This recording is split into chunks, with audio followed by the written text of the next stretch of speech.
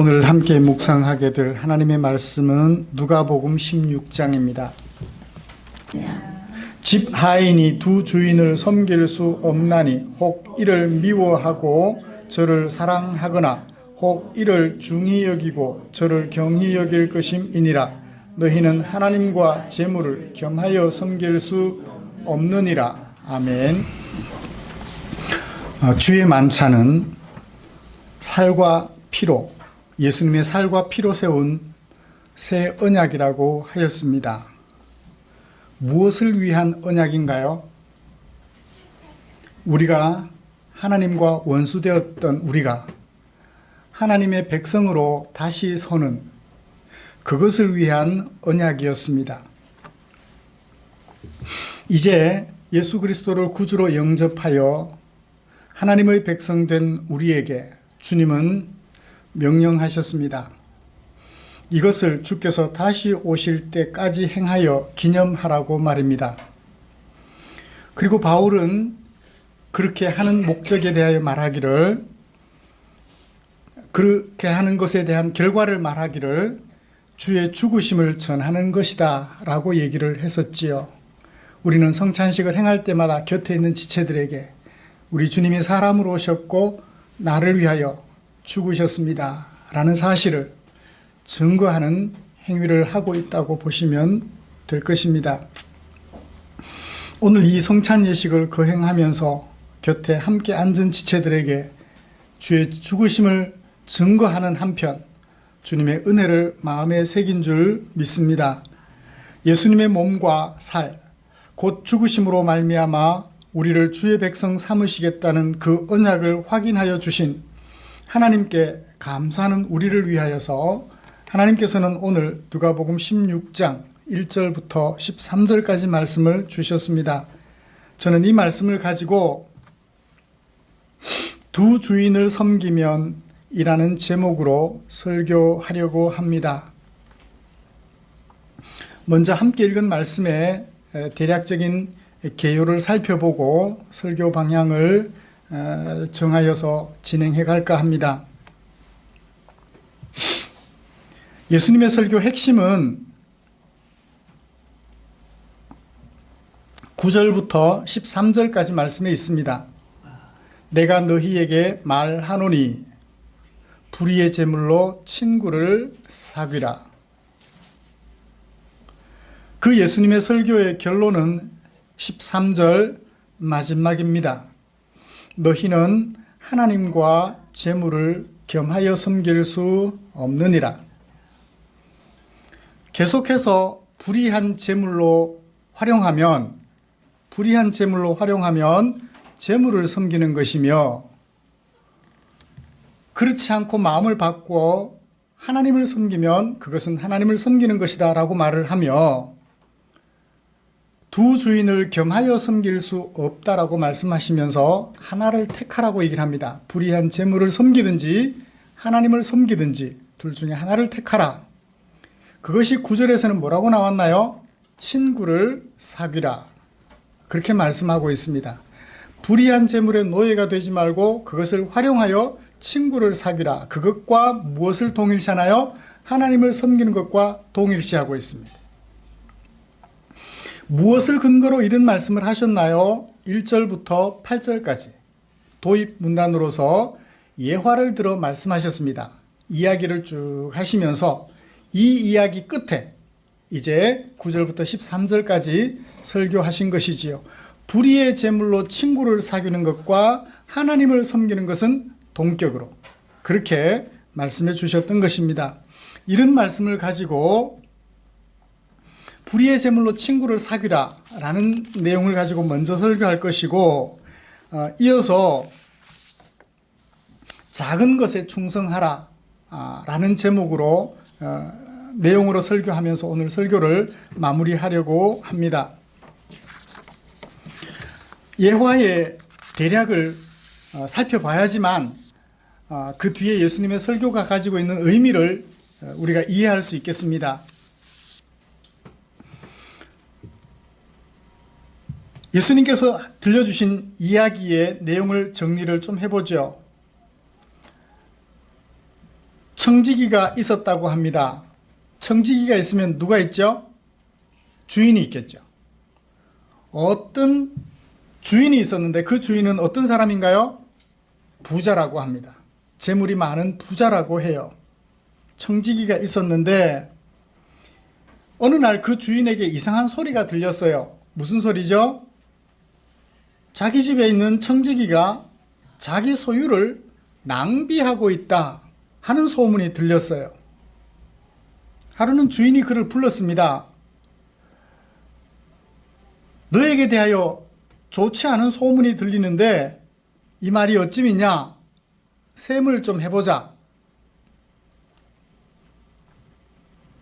나를 잡았습니다. 갑자기 셈하자 하면 뭐 조그만한 집 같으면 금방 가져와서 여기 있습니다 라고 말을 할 수 있겠지만 부자기 때문에 쉽게 셈을 할 수가 없겠죠. 청지기가 속으로 생각합니다. 내가 한 일이 있으니까 내 직분을 빼앗기겠다 생각하고서는 머리를 굴립니다. 내가 땅을 팔 만큼 힘도 없고 그렇다고 빌어먹자니 좀 부끄럽고 이 일을 어떻게 하면 좋을까 하면서 머리를 굴립니다. 그래, 이 직분 빼앗겨도 안전장치를 좀 마련해놓고 빼앗기면 좋겠다라고 생각을 하죠. 그리고서 어떻게 합니까? 두 가지 일을 행합니다. 주인에게 빚진 자를 이 청지기는 알고 있었어요. 두 사람을 차례대로 불렀습니다. 먼저 한 사람을 불렀죠. 그 빚진 자에게 청지기가 말합니다. 우리 주인에게 빚진 것이 얼마지요? 먼저 온 자가 말합니다. 기름 100마를 빚졌습니다. 그래요? 그 증서에다가 빨리 기름 50마리라고 쓰세요. 그리고 또 한 사람, 나중에 온 사람에게 말합니다. 당신은 내 주인에게 얼마나 빚을 졌습니까? 밀 100석입니다. 그때 청지기가 말합니다. 여기 증서에다가 80이라고 쓰세요. 기름 50마를 줄여주었고 밀 20석을 줄여주었습니다. 또 다른 빚진 자들에게도 그렇게 했겠지요.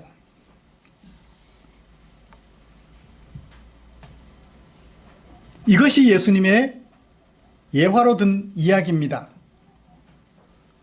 그리고 그 청지기에 대하여 예수님이 평가하셨지요. 주인이 그 청지기를 야단쳤나요? 칭찬했나요?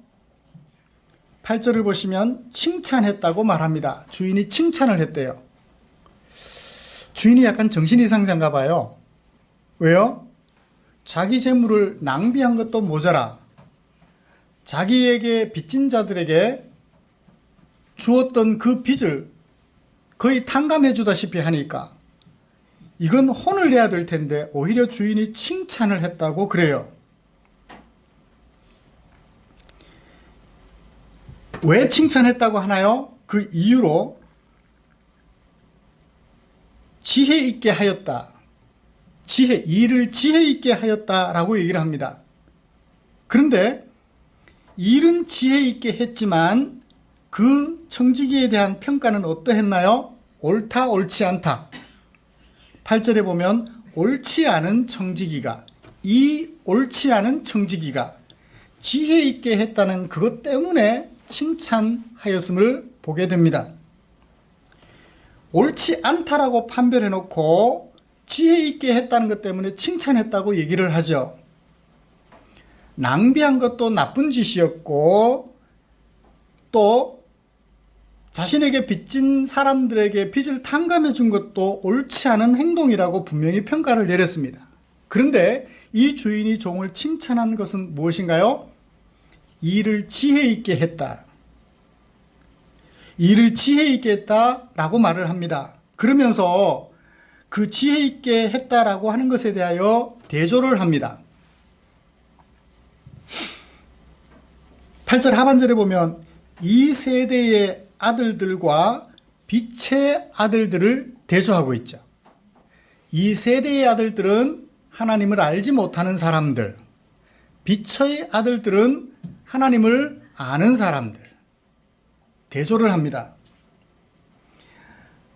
이 세대의 아들들은 자기 일을 지혜롭게 하는데, 빛의 아들들, 곧 예수 믿는 하나님의 백성들은 지혜 있게 하지 못한다라는 이야기의 결론임을 알 수가 있습니다. 이것이 예수님께서 제자들에게 설교하기 위하여 도입한 예화예요. 그의 행위를 옳다라고 말해주기 위해서 옳지 않은 청지기 비유를 말씀하신 것은 아니라는 것을 알 수 있습니다. 그 일을, 자기 일을 지혜롭게 했다라는 그것 때문에 누구보다, 빛의 아들들보다, 빛의 아들들은 보다 그들이 잘한 게 뭐죠? 낭비한 것이 잘한 것인가요? 빚을 탕감해 준 것이 잘한 것인가요? 자신의 미래를 준비했다는 거예요. 단지 그거 하나. 미래를 준비했다는 것 때문에 이 세대의 아들들은 칭찬해주고 빛의 아들들은 비판하는 거예요. 쟤네들은 하나님을 알지도 못하면서 자기 미래를 준비하는데 너희들은 왜 너희들의 미래를 걱정하지 않느냐는 거예요.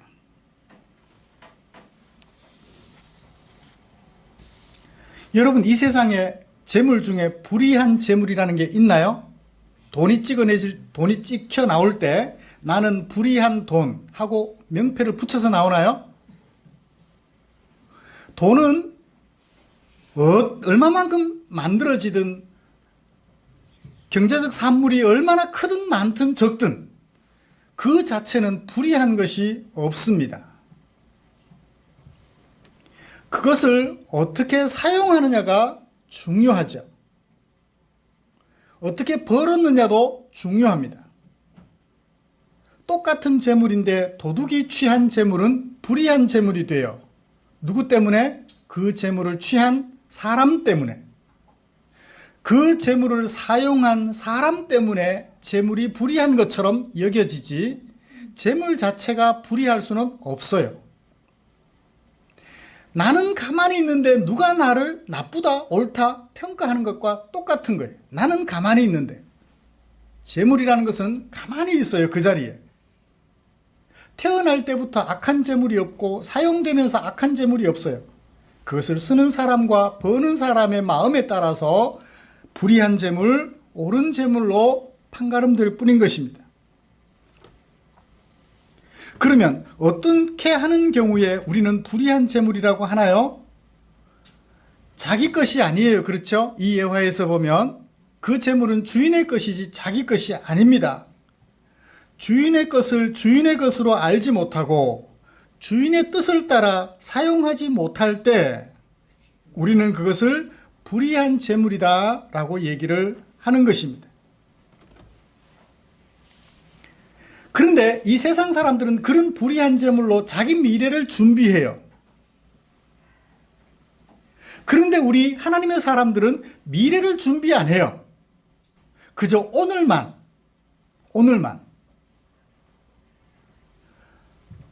부어라 마셔라, 자기 배를 튕기며 창고를 지어 오래도록 쌓아두려고 합니다.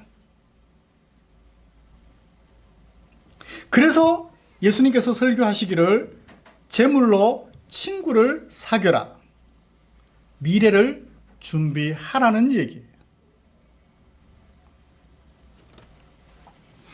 주인의 것을 낭비하는 것 옳지 않습니다. 자기 미래를 위해 대비하는 것 옳지 않습니다.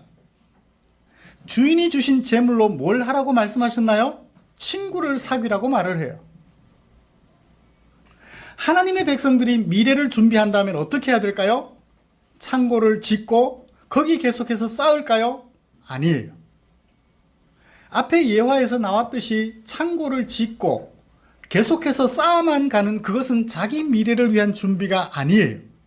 왜요? 집에서 쫓겨나면 그 모든 쌓아두었던 것들은 남의 것이 되고 말아요. 우리 흔히 그렇게 말을 하죠. 불이 나버리면 그 모든 것들은 남의 것이 되고 맙니다. 죄가 되어 날아가 버려요.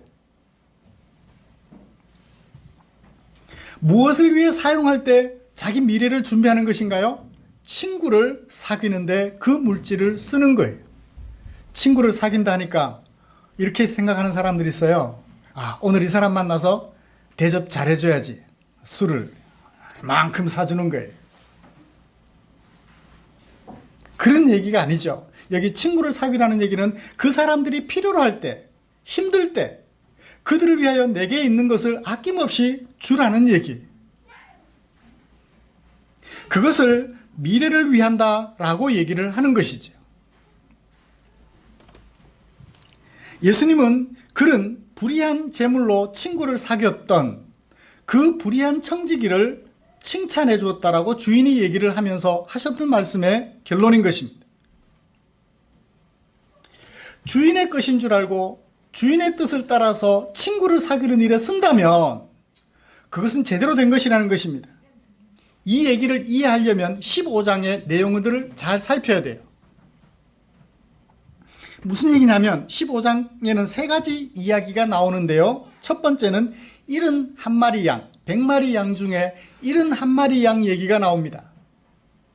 그 100마리 양의 주인은 잃어버린 한 마리를 찾기 위해서 99마리를 우리에 넣어두고 밤이 맞도록 그 한 마리 양을 찾으러 달려가요. 비용이 얼마나 들까요? 어쩌면 99마리 양을 다 잃어버릴 수도 있어요. 그 위험을 감수하고 한 마리 양을 찾으러 가는 거예요. 비용을 따지면 한 마리 포기하고 99마리 지키는 것이 훨씬 낫습니다. 그러나 그 주인은 한 마리 양을 찾기 위하여 비용을 아낌없이 지불해요. 위험도 감수합니다. 두 번째 이야기, 10드라크마를 가지고 있었는데 한 드라크마를 잃어버렸어요. 그 한 드라크마를 찾기 위해서 주인이 애쓰지 않겠느냐는 얘기도 하십니다. 마지막 세 번째 이야기는 탕자 비유예요. 아들 둘이 있었는데 작은 아들이 아버지에게 유산을 상속받아 멀리 타국으로 가서 다 탕진해버립니다. 근데 아버지는 어떻게 해요? 집에 있는 아들도 소중하지만 집 나간 아들이 다시 돌아오기를 기다리는 거예요. 다시 돌아왔을 때 어떻게 하나요? 살찐 송아지를 잡고 잔치를 엽니다. 이 얘기에 이어서 나온 이야기가 16장 1절부터 13절까지 예수님의 설교예요. 내게 있는 모든 것을 하나님의 것인 줄 알아서, 그것이 하나님의 것인 줄 알아서 하나님의 뜻을 조차 잃어버린 한 사람, 힘들어 지쳐있는 그 사람들을 위하여 아낌없이 사용하는 것, 그것을 불의의 제물로 친구를 사귀라. 마지막 13절 결론에 하나님을 섬기는 것과 동격으로 말씀하고 있는 것입니다. 지난 월요일부터 우리나라가 참 시끄러웠어요. 이게 나라인가 싶을 정도로 참 많이 안타까운 소식이 우리의 귀에 들려왔습니다.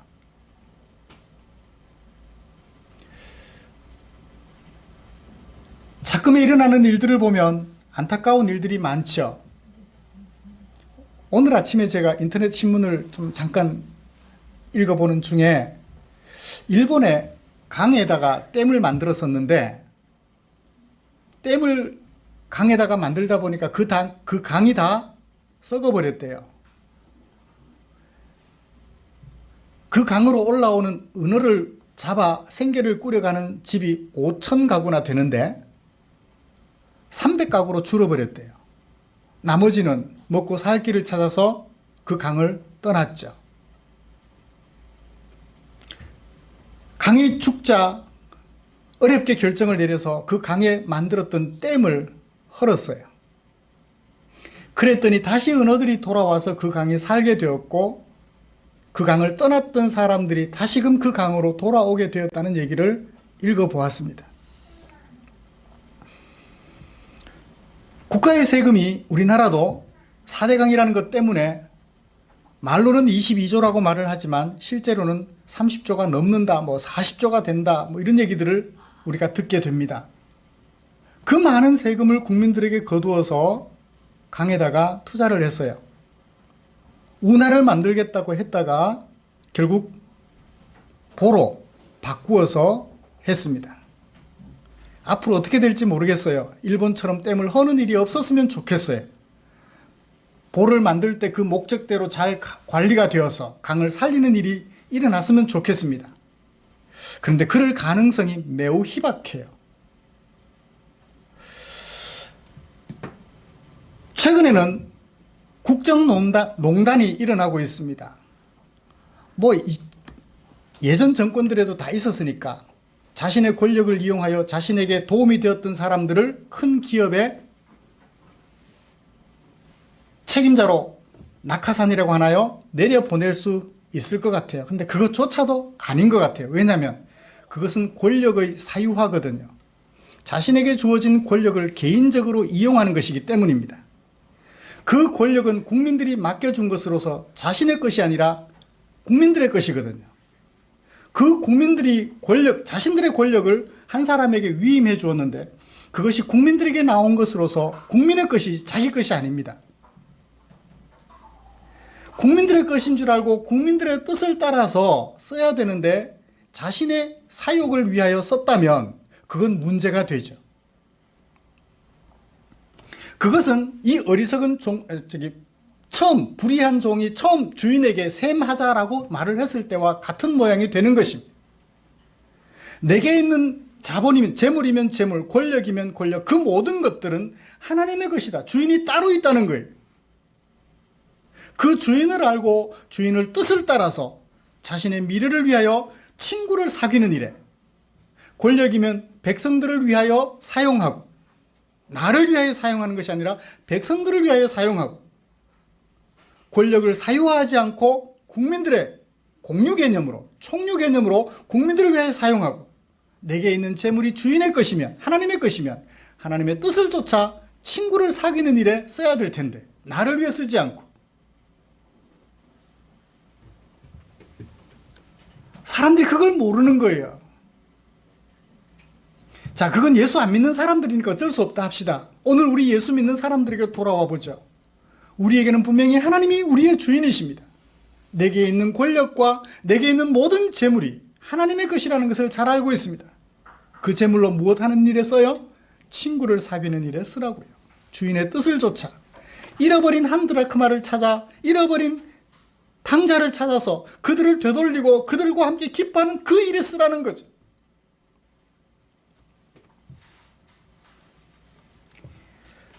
불의의 재물로 친구를 사귀라 하신 말씀에 결론적으로 이렇게 얘기를 합니다. 작은 것에 충성하라. 10절부터 12절까지